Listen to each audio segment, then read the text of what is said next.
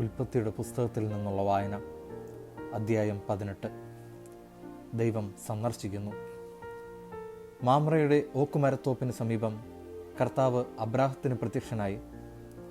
വെയിൽ മൂത്ത സമയത്ത് അബ്രാഹം തൻ്റെ കൂടാരത്തിൻ്റെ വാതിൽക്കൽ ഇരിക്കുകയായിരുന്നു. അവൻ തല ഉയർത്തി നോക്കിയപ്പോൾ 3 ആളുകൾ തനിക്കെതിരെ നിൽക്കുന്നത് കണ്ടു. അവരെ കണ്ട് അവൻ കൂടാരവാതിൽക്കൽ നിന്നെഴുന്നേറ്റ് അവരെ എതിരേൽക്കുവാൻ ഓടിച്ചെന്ന് നിലം പറ്റെ താണ് അവരെ വണങ്ങി.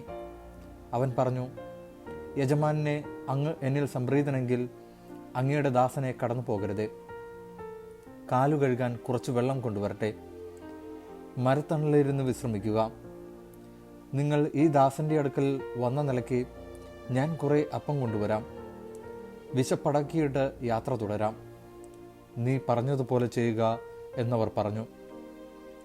അബ്രാഹം പെട്ടെന്ന് കൂടാരത്തിലെത്തി സാറായോട് പറഞ്ഞു, വേഗം 3 ഇടങ്ങഴി മാവെടുത്ത് കുഴച്ച് അപ്പമുണ്ടാക്കുക.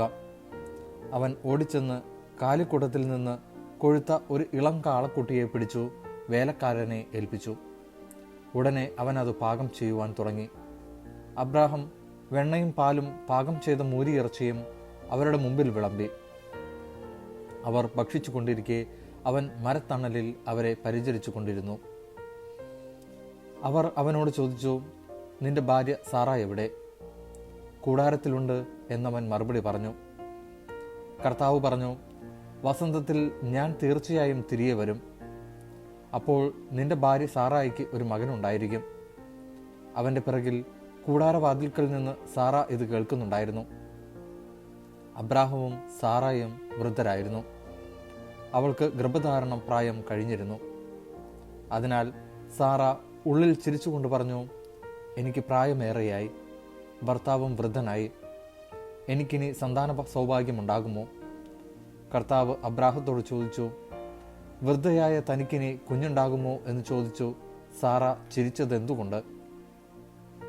കർത്താവിന് കഴിയാത്തത് എന്തെങ്കിലുമുണ്ടോ? നിശ്ചിത സമയത്ത് വസന്തത്തിൽ ഞാൻ നിന്റെ അടുത്ത് തിരിച്ചു വരും. അപ്പോൾ സാറായ്ക്ക് ഒരു മകനുണ്ടായിരിക്കും. സാറ നിഷേധിച്ചു പറഞ്ഞു, ഞാൻ ചിരിച്ചില്ല.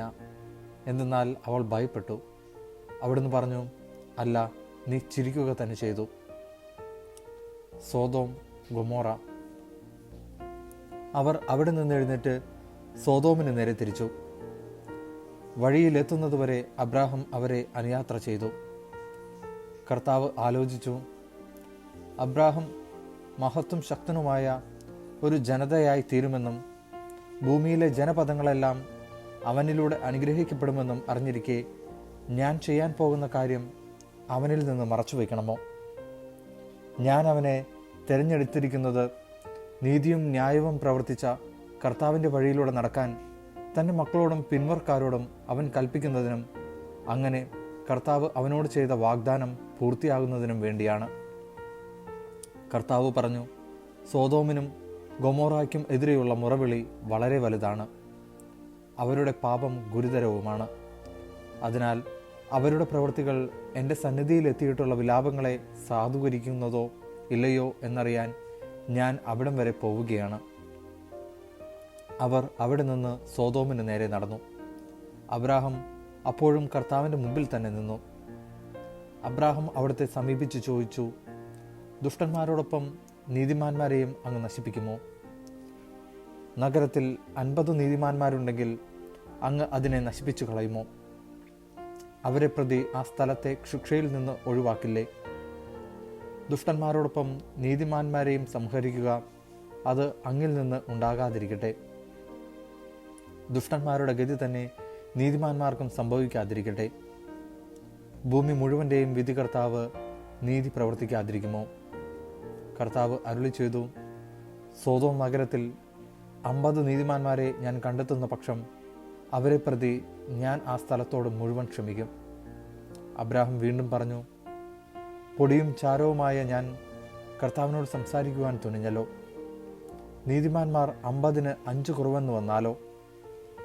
5 പേർ കുറഞ്ഞാൽ നഗരത്തെ മുഴുവൻ അങ്ങ് നശിപ്പിക്കുമോ?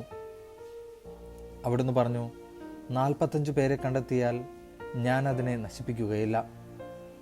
അവൻ വീണ്ടും ചോദിച്ചു, 40 പേരാ ഉള്ളുവെങ്കിലോ? അവിടുന്ന് പ്രതിവചിച്ചു, ആ 40 പേരെ പ്രതി ആ നഗരം ഞാൻ നശിപ്പിക്കുകയില്ല. അവൻ പറഞ്ഞു, ഞാൻ വീണ്ടും സംസാരിക്കുന്നത് കൊണ്ട് കർത്താവ് കോപിക്കരുതേ. ഒരു പക്ഷേ 30 പേരേ ഉള്ളുവെങ്കിലോ? അവിടുന്ന് അരുളി ചെയ്തു, 30 പേരെ കണ്ടെത്തുന്നെങ്കിൽ ഞാനത് നശിപ്പിക്കുകയില്ല. അവൻ പറഞ്ഞു, കർത്താവിനോട് സംസാരിക്കാൻ ഞാൻ തുനിഞ്ഞല്ലോ. 20 പേരേ ഉള്ളുവെങ്കിലോ? അവിടുന്ന് അരുളി ചെയ്തു, 20 പേരെ പ്രതി ഞാനത് നശിപ്പിക്കുകയില്ല. അവൻ പറഞ്ഞു, കർത്താവെ കോപിക്കരുതേ, ഒരു തവണ കൂടി മാത്രം ഞാൻ സംസാരിക്കട്ടെ. 10 പേരെ അവിടെ ഉള്ളുവെങ്കിലോ? അവിടുന്ന് അരുളി ചെയ്തു, ആ 10 പേരെ പ്രതി ഞാനത് നശിപ്പിക്കുകയില്ല. അബ്രാഹത്തോട് സംസാരിച്ചു കഴിഞ്ഞപ്പോൾ കർത്താവ് അവിടെ നിന്ന് പോയി. അബ്രാഹവും സ്വന്തം സ്ഥലത്തേക്ക് മടങ്ങി.